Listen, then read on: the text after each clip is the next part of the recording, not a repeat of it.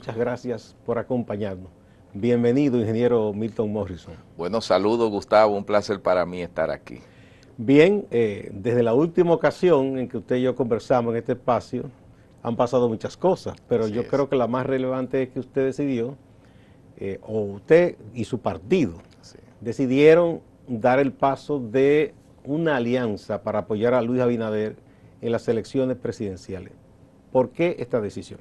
Mire, lo que sucede, Gustavo, es que en el partido País Posible, nosotros desde un primer momento definimos que nuestras prioridades iban en el siguiente orden. Primero el país, luego el partido y luego las aspiraciones individuales de los miembros de País Posible. Cuando nosotros vimos que el domingo 16 de febrero se suspendieron las elecciones municipales, entendimos de manera inmediata y mientras transcurría el día que era una especie de un atentado a la democracia y a las libertades que tenemos los dominicanos de elegir y ser elegidos.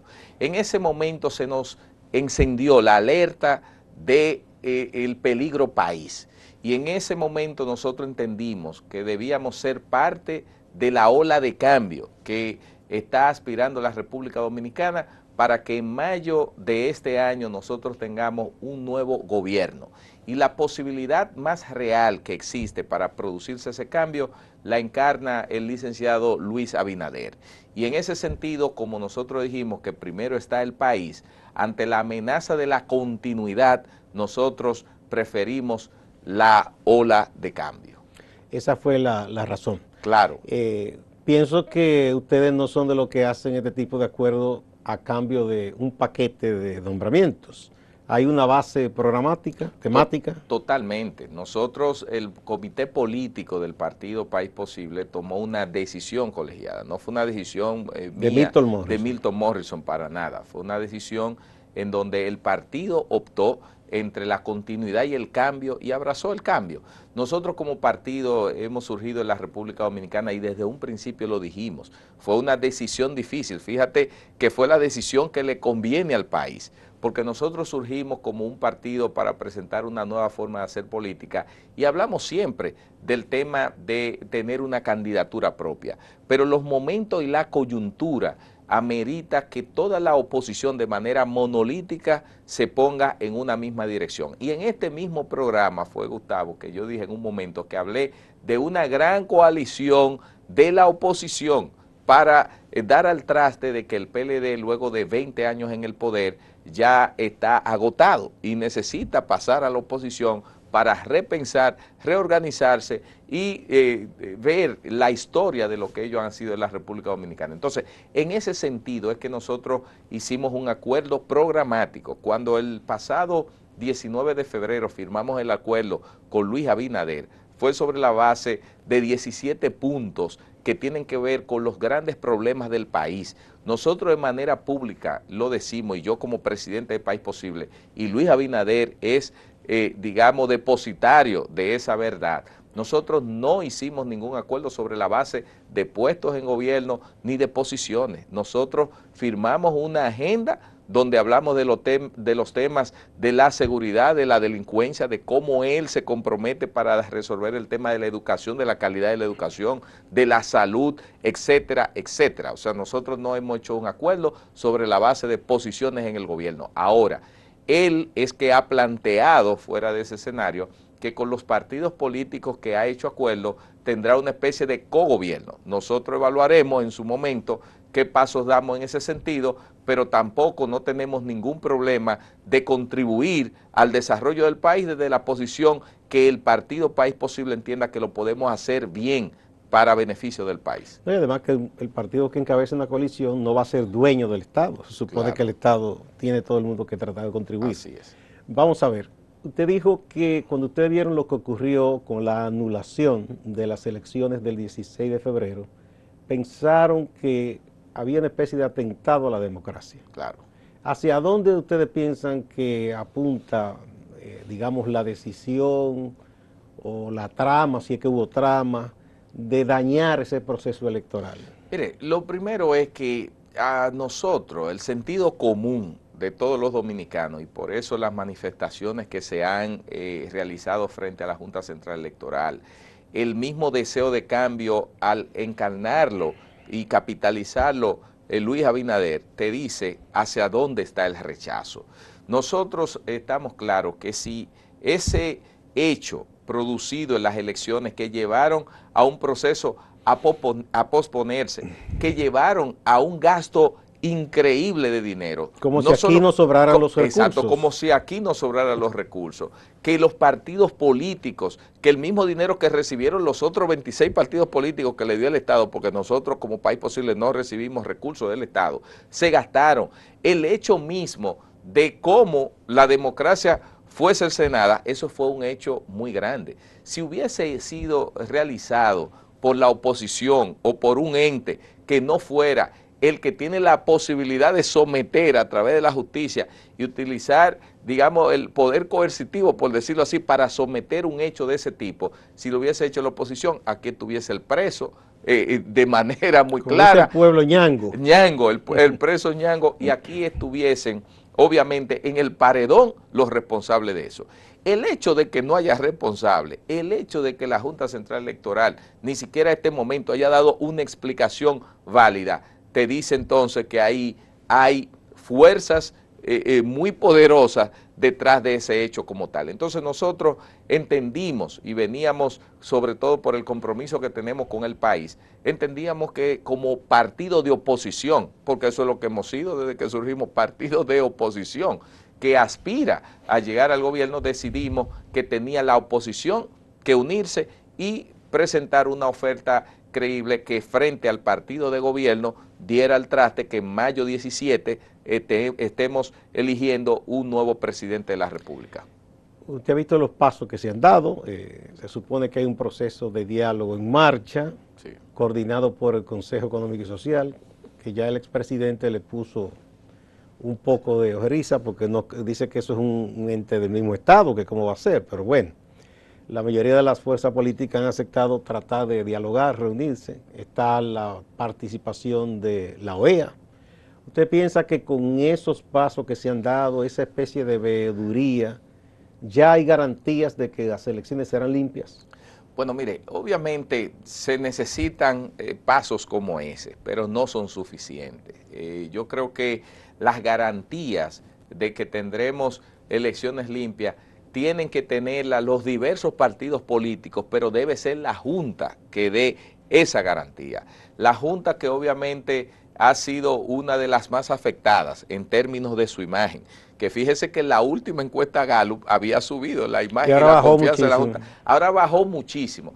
Es la Junta, o sea, está bien que existan entes mediadores, está bien que el sector privado, que el Consejo Económico y Social diga eso, pero yo creo que la Junta con los partidos políticos es que tiene que ser ahora más transparente que nunca. La Junta debe ser el garante para que en todo este proceso, de aquí a las elecciones del 15 de marzo, como las elecciones del 17 de mayo, le dé una participación, debe convertirse en una caja de cristal, para que los partidos son los que al final, como entes, digamos, de la democracia, que son representantes de los miembros o votantes a través de ellos, le puedan transferir a la población y a sus diferentes miembros las garantías de que ese proceso será limpio. Entonces, eso está muy bien, que se reúnan, que hablan y demás, pero esos no son los escenarios. No es el Consejo Económico y Social, no es la OEA, que a través de algún informe o algo lo haga, sino que son los partidos y la Junta que van a poder deliberar y transmitir esa confianza. Por lo que ha hecho la Junta después de esa suspensión de las elecciones, ha tratado, sí he visto que ha llamado a los partidos, no ha hecho lo suficiente. ¿Usted piensa que no es suficiente? No ha hecho lo suficiente. Porque yo entiendo, muchos dicen que esta Junta casi hay que cargarla para que llegue a un final feliz. Porque perdió la credibilidad, aunque yo no dudo personalmente de los miembros titulares. Sí. Pero algo pasó que se le fue de la mano el proceso. ¿Qué tendría que hacer para ganarse esa confianza y que los partidos estén permanentemente observando lo que ocurre? Claro, mire, lo primero es que, por eso decíamos, que la Junta es quien transmite la confianza, porque es el órgano que va a administrar el proceso eleccionario. Entonces, ¿qué debe hacer? Lo primero es que la Junta debe hacer un mea culpa. Está bien que hubo una rueda de prensa donde el presidente de la Junta y los demás magistrados trataron de dar una explicación que pareció como una justificación más de que hacer un mea culpa, decir, miren, un proceso, un informe detallado.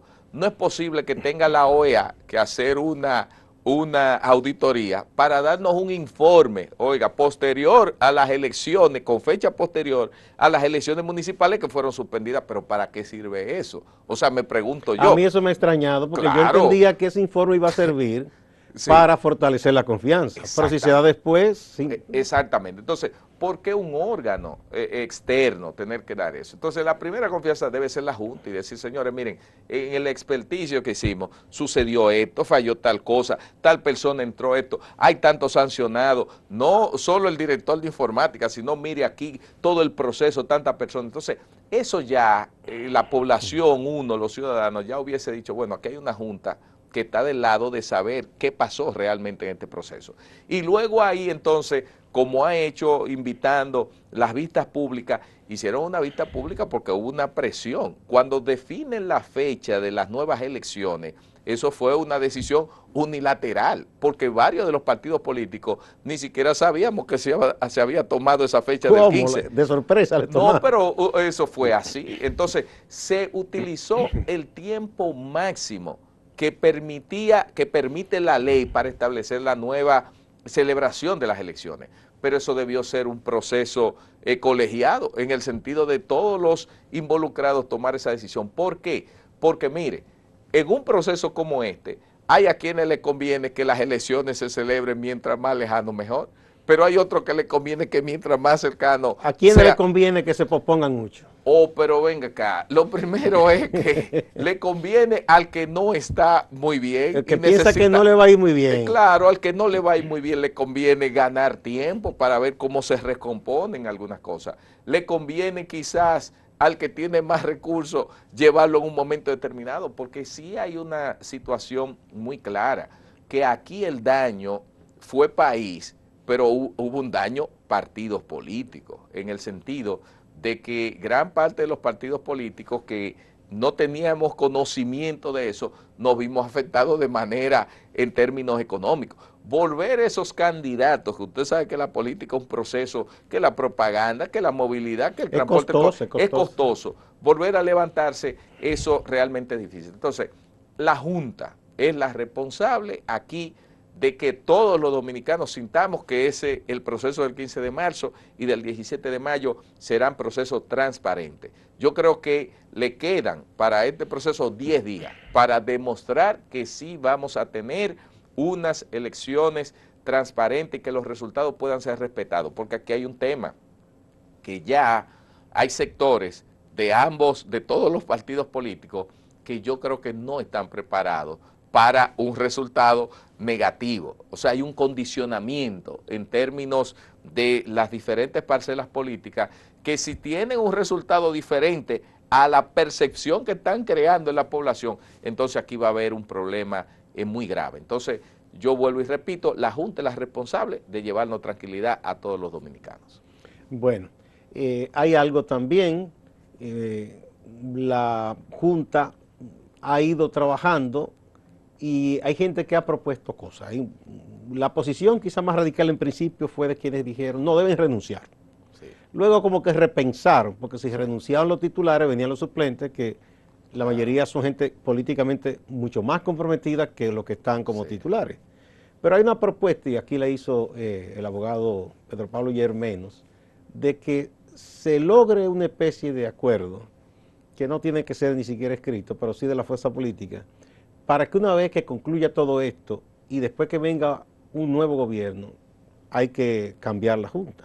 Entonces él propone que se le haga un pedido con cierta presión a la Junta para que ellos renuncien ahora, pero con efectividad, digamos al 16 de agosto.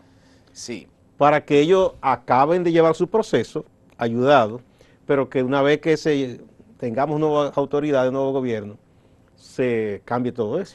Mire, yo creo que eso sería un error. A mí no me gusta esa ¿No le propuesta. gusta a Porque, usted? sí, por lo siguiente, porque no debe condicionarse ningún funcionario de ningún estamento público, por decirlo así, condicionarlo a ese tipo de cosas. La Constitución de la República y las leyes definen el mecanismo a través del cual se eligen los magistrados de la Junta Central Electoral. Yo creo que debe llevarse ese proceso y pasadas ya las elecciones habrá una recomposición del Congreso, que es el encargado de hacer eso. Yo también fui de los que en principio dije, contrario a los que algunos pedían que renunciaran, yo planteé que cruzando el río no se cambia de caballo o el jinete, la frase famosa aquella. ¿Por qué? Porque usted se va a ahogar. Yo lo que creo que la Junta, esos magistrados, tienen una responsabilidad ante la historia. Porque después que sucedió ese tema con las elecciones municipales, mira, yo como ciudadano, si tuviese los zapatos de ellos, yo quisiera que la historia me recordara como alguien que pudo enmendar una situación muy controversial y sobre todo que afectó mucho al país, que la historia me recuerde metido en el zafacón de ella, en el zafacón de la historia. Entonces, yo creo que después de esto que ocurrió, los magistrados, esa junta, tiene la responsabilidad de llevar un proceso que sea mucho mejor que lo que nosotros hemos estado esperando, ¿verdad? Después de lo ocurrido. Porque si se condiciona, entonces ya ellos saben que la sociedad o los partidos políticos nunca le van a perdonar lo que hicieron. Cualquier cosa que hagan estará condicionado a que no existe ese perdón, porque al final te van a sacar. Y entonces eso da pie a que se haga cualquier cosa, porque al final de cuentas los resultados serán los mismos.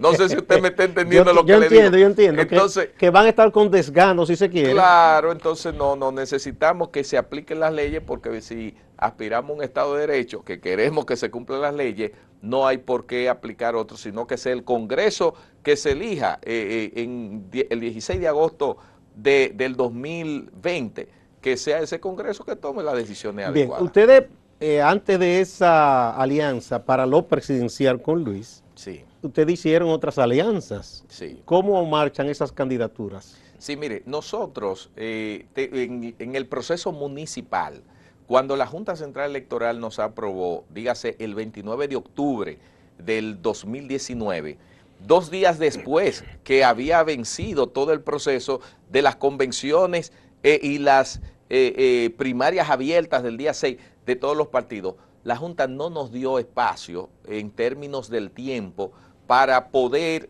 hacer las alianzas. O sea, el plazo de alianza solo tuvimos 15 días para después de ser aprobado, armar todas nuestras boletas y llegar a todas las alianzas posibles. ¿Qué sucedió ahí?